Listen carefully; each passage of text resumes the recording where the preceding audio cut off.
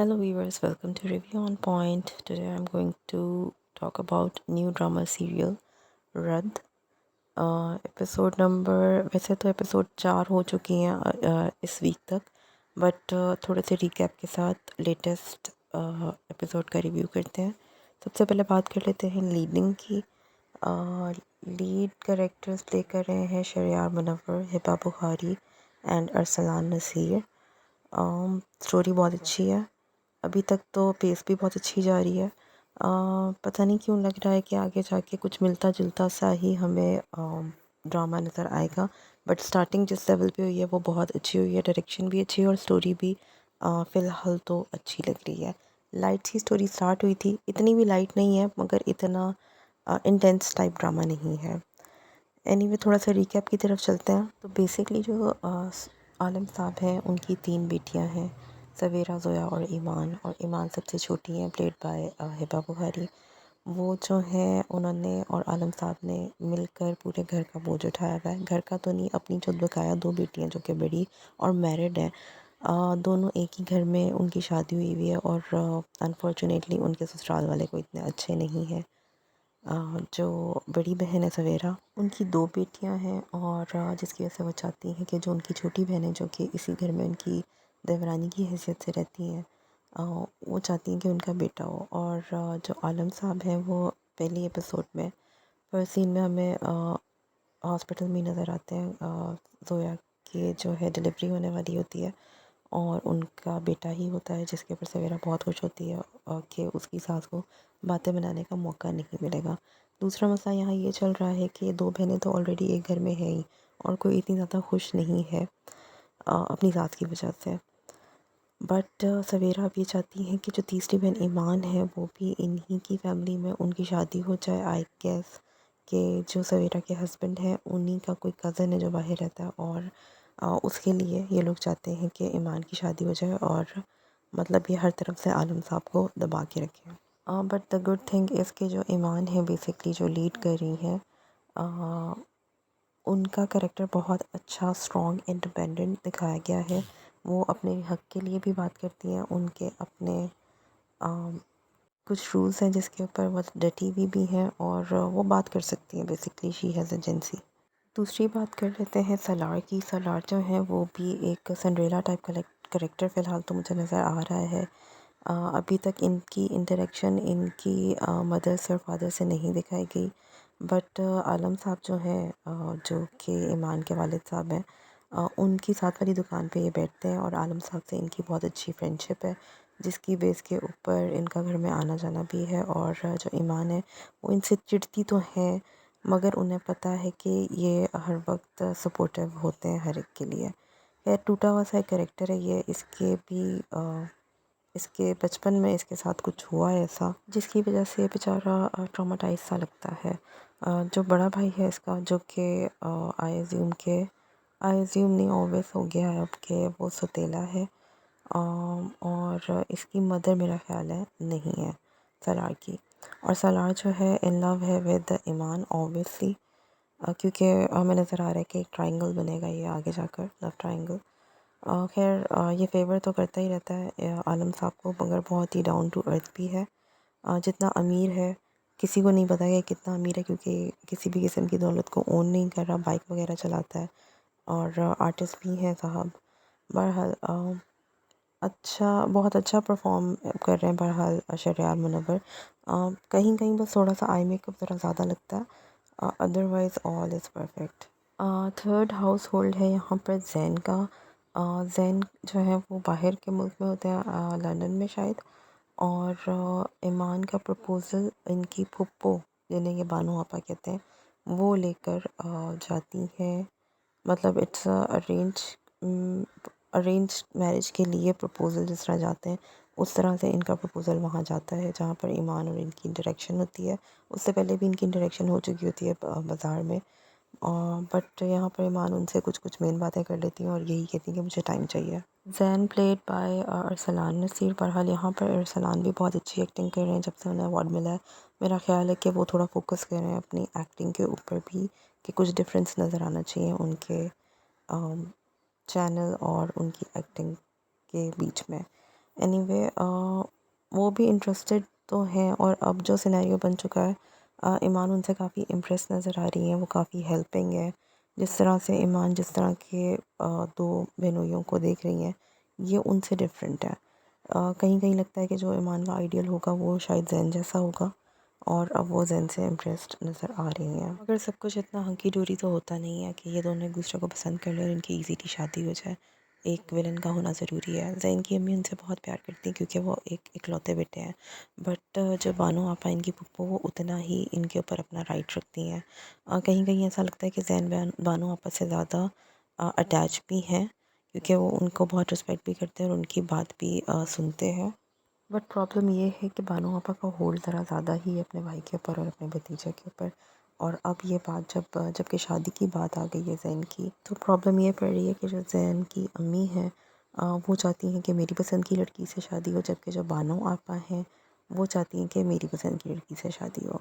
उनके कोई जानने वाली हैं, जानने वाले हैं जैदी साहब, जिनके थ्रू ईमान का रिश्ता आता है, और बानो आपा वहाँ जैन को लेकर रिश्ता लेने चली भी जाती हैं। और जो उनकी अम्मी हैं जैन की, प्लेड बाय जो प्ले कर रही हैं कैरेक्टर अस्मा अब्बास, उन्होंने खुली जंग का इजहार कर दिया है बानो आपा से, और ऐसा लगता है कि ऐन मौके पर ये कुछ ना कुछ ऐसा ज़रूर करेंगी जिसकी वजह से जैन और ईमान एक नहीं हो पाएंगे। तो लेट्स सी। ये तो था छोटा सा एक रिकैप, और अब चलते हैं रद की एपिसोड नंबर 4, जो कि लेटेस्ट एपिसोड आई है थर्सडे को। ड्रामा वेडनेसडे और थर्सडे को ऑन एयर हुआ करेगा। उसकी तरफ जैसे कि बताया कि जो ईमान की पहली दो बहनें हैं, उनके ससुराल वाले को इतने अच्छे नहीं हैं, और जबकि ईमान ने किसी और प्रपोज़ल को इम्पोर्टेंस दी है, तो ये लोग नाराज़ हो गए हैं। और जो बड़ी बहन सवेरा है, उनको भी बच्चों समेत घर भेज दिया गया है, जिसके ऊपर ईमान ये सोचती है कि हम जो नया न्यू बॉर्न है उसका अकीका कर देते हैं, जिसके ऊपर में भी ये ससुराल वाले खुश हो जाएं। और ऐसा ही होता है, ससुराल वाले खुश तो नहीं होते, लेकिन एटलीस्ट वो सवेरा को घर ले जाते हैं और सब कुछ ओके हो जाता है। मगर अब इस एपिसोड में ये प्रॉब्लम स्टार्ट होती है कि एन वक्त पे ईमान को पता चलता है कि जो उसने वेन्यू डिसाइड किया होता है, वो तो किसी मिसअंडरस्टैंडिंग की वजह से उसको नहीं मिल सकता। खैर वो पोस्ट डाल देती है सोशल मीडिया पे कि 100 लोगों की वेन्यू की ज़रूरत है अर्जेंट, जिसके ऊपर ये पोस्ट जब जैन तक पहुंचती है, तो वो उसको हेल्प करने हमेशा की तरह इनिशिएटिव लेता है, और उसको बोलता है कि मतलब मेरा बेस्ट फ्रेंड है, उसके बैंक्वेट हॉल्स हैं, लॉन्स हैं, तो आप जाकर उसको कंसिडर कर सकती हैं। इस वक्त ईमान के पास कोई चारा नहीं होता, तो इसलिए वो उसको ओके कर देती है। वैसे बहुत ज़्यादा क्या कहना चाहिए, किसी की हेल्प नहीं लेती ईमान, उसे सब कुछ अपने ओन पे करना आता है। बट ऑब्वियसली यहाँ पर मामला कुछ टेढ़ा होता है, तो इस वजह से वो मान जाती है, और वो वहाँ चली जाती है। घर से थोड़ा दूर होता है बैंकेट और सारा वेन्यू वगैरह देखने। यहाँ पर जैन भी मौजूद होता है, और सब कुछ ओके हो जाता है। जब वो वापस आने लगती है, तो जैन उसको लिफ्ट के लिए ऑफ़र करता है, बट ऑब्वियसली वो इनकार कर देती है। मौसम जो होता है वो ख़राब हो रहा होता है, बहुत तेज़ बारिश की प्रेडिक्शन होती है, जिसके ऊपर जैन उसे फिर कहता है, बट वो नहीं मानती। फिर जैन उसे राइड बुक करा कर देता है, और ईमान को भेज देता है घर। बट यहाँ पर उसको कुछ ओके नहीं लग रहा होता ईमान को। एक तो ड्राइवर उससे बदतमीज़ी कर रहा होता है, ऊपर से फ़ौरन ही बारिश तेज़, एकदम ही तेज़ बारिश स्टार्ट होती है, कोई ब्रिजिंग वगैरह कुछ नहीं होता। स्टार्ट हो जाती है। ईमान अभी बैठ के सोच ही रही होती है कि कितना हेल्पफुल और कितना अच्छा लड़का है। बहरहाल बारिश तेज़ हो जाती है, और ईमान के साथ बदतमीज़ी करता है ड्राइवर। उसको किसी अलग रूट पे ले जाता है, जहाँ पर मेन रोड नहीं होती, ट्रैफिक होती है, और यहाँ पर वो बुरे तरीके से फंस जाती है। खैर वो अपने फादर को भी बता देती है कि मैं रास्ते में हूँ। वहाँ पे अब्बा जी जो हैं वो दुआएं कर रहे होते हैं, जिसकी वजह से उनकी बेटी किसी मिसहैप से बच जाती है। और दूसरी तरफ जो जैन होता है उसको भी बताती है, जब वो पूछता है कि तुम पहुँच गई हो, तो वो जैन को मैसेज करके बताती है कि नहीं, ड्राइवर बदतमीज़ी कर रहा है। खैर फॉलो जो है वो जैन भी रूट कर रहा होता है, और उसको पता चल रहा होता है कि किसी और रूट से गाड़ी लेके जा रहा है। यहाँ पर ये होता है कि जो जैन है वो रूट को फॉलो करते हुए आता है इसके पीछे। यहाँ पर जो ड्राइवर होता है वो बहस करने पर उसको बीच रास्ते में उतार देता है तेज़ बारिश में। पर इस तेज़ बारिश में वो लोगों से लिफ्ट मांग रही होती है, लेकिन कोई रिक्शा भी नहीं रुक रहा होता। और यहाँ पर ईमान अपने आप को बेबस महसूस करती है कि वो बीच रास्ते में इस तरह उसको उतार के चला गया है, और अब वो क्या करे। ऊपर से उसका फ़ोन भी बंद हो जाता। घर पर आलम साहब जो हैं और उसकी जो बहन ज़ोया है, वो भी परेशान है कि फ़ोन भी नहीं लग रहा, बारिश भी तेज़ है और अभी तक ज़ोया ईमान घर भी नहीं पहुंची है। इसी अवस्था में सलार भी उधर आ जाता है और वो सलार को सारी परेशानी बताते हैं और सलार उल्टे कदमों वापस चला जाता है ईमान को ढूंढने के लिए।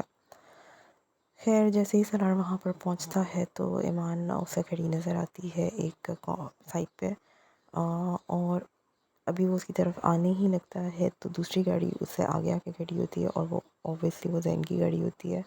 जैसे ही ईमान उसको देखती है तो उसकी कुछ जान में जान आती है और ये सारा सीन जो है सलार दूर से खड़े होकर देख रहा है। जैसे ही जैन उतर कर ईमान के सामने आता है तो ईमान बगैर कुछ कहे उसकी तरफ देखती है और एकदम उसके गले लग जाती है। मतलब बहुत ऑब्वियस होता है एक लड़की इस तरह से जब अपने आप को इनसिक्योर सा फील करती है और कोई उसको एक सिक्योरिटी देने वाला इंसान उसे नज़र आए तो ऑब्वियसली शायद उसका यही रिएक्शन होगा। बट यहाँ पर केमिस्ट्री हमें नज़र आई, ये सीन बहुत अच्छा था। यहाँ पर पता चलता है कि मतलब ईमान जो है उसके क्या फीलिंग डेवलप हुई है जैन को लेकर। और ये सारा सीन जो बराह रास्त अपनी आंखों से देख रहे होते हैं सलार साहब, उनका दिल जो है वो गिरजी गिरजी हो जाता है। बारिश की बूंदों में आई थिंक वो रोते हैं तो उनके आंसू भी नज़र नहीं आते किसी को, बहरहाल यहाँ पर उनके दिल पर हिट होती है। दूसरा ये कि ये अपने घर के सिंड्रेला हैं और इसी वक्त मुझे ख्याल आ रहा था कि इसके पास तो बाइक थी, इसके पास तो गाड़ी थी ही नहीं।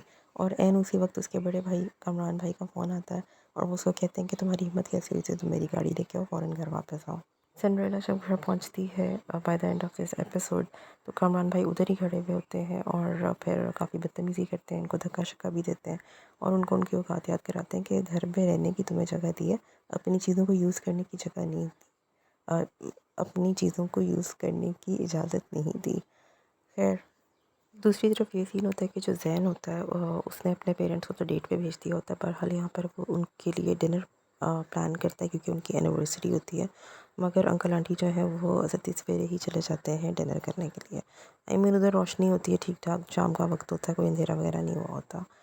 खैर जब ये यहाँ पर इसको रेस्क्यू करता है ईमान को तो उसे ऑफ़र करता है कि मेरा घर करीब ही है और वहाँ चलो और फिर तुम्हारे फादर वगैरह को भी इन्फॉर्म कर देते हैं कि तुम खैरियत से हो, जैसे ही बारिश रुकेगी मैं तुम्हें ड्रॉप कर दूँगा।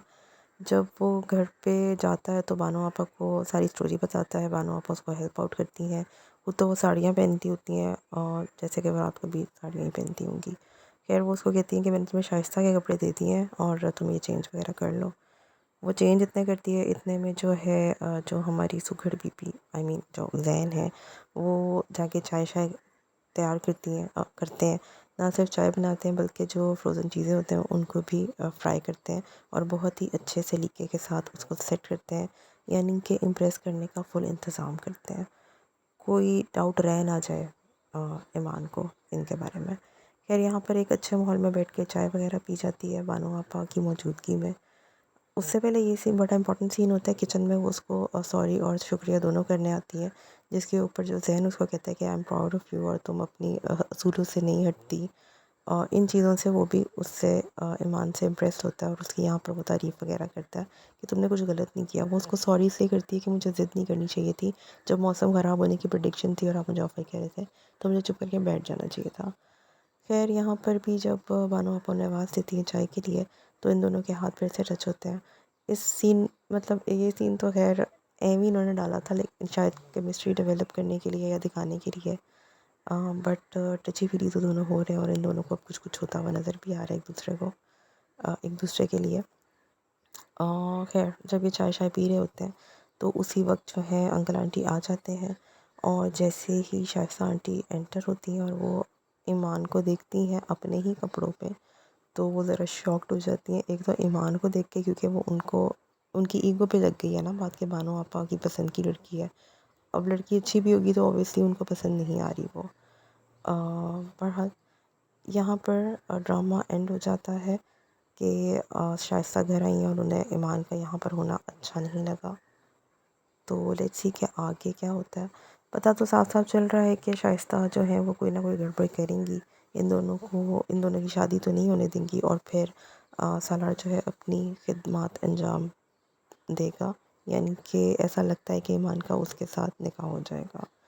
तो लेट्स सी अभी तक तो ड्रामा अच्छा लग रहा है, देखने में मज़ा आ रहा है, कोई बोरियत नहीं हो रही। तो आगे चल के देखते हैं कि किस तरह से ड्रामा बढ़ता है। Till then you guys please subscribe my channel, share the video, like the video. Thank you.